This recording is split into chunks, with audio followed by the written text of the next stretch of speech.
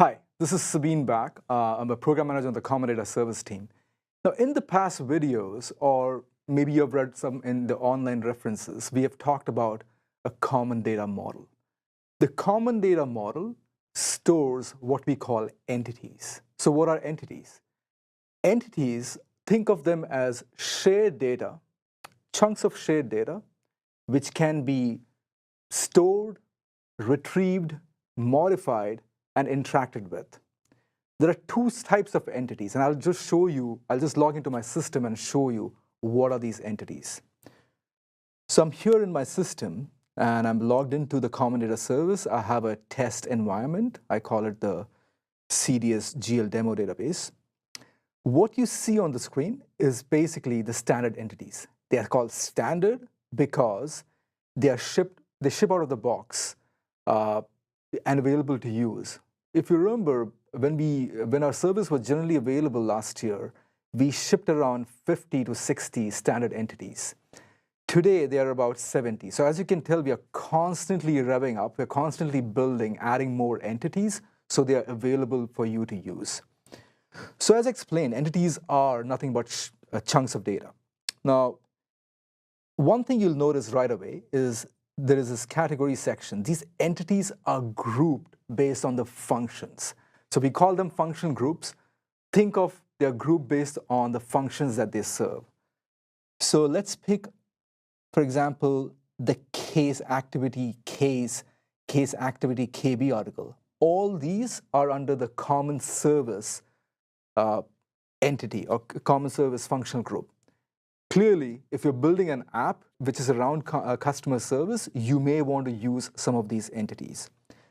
Now let's dive into one of these entities, and I'll pick one specifically because I'm going to use this in my next video wherein we'll create a custom entities. Now, as I said, you can always you have the standard entities and you can create a new entity, which I'll show in the next video. So product, this is of the type functional group. We call it function group because the data in these entities are almost always shared by other entities. Pretty powerful in that case. So under product, you have product ID, name, description. Think of these as attributes. We call them fields. Think of these as attributes for these entities. Similarly, we have field groups.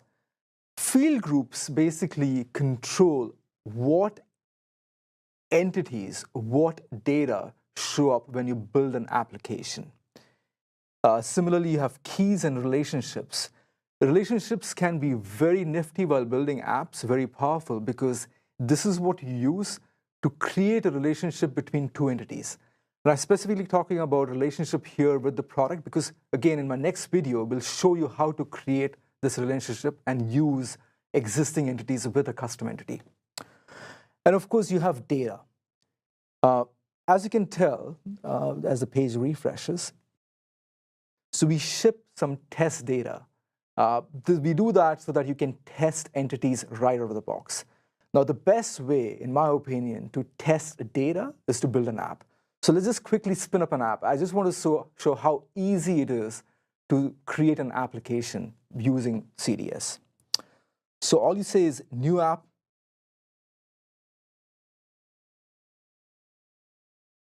So as you can see, I've just launched a new application, and you get this option of choosing a layout. So I'll use the phone layout.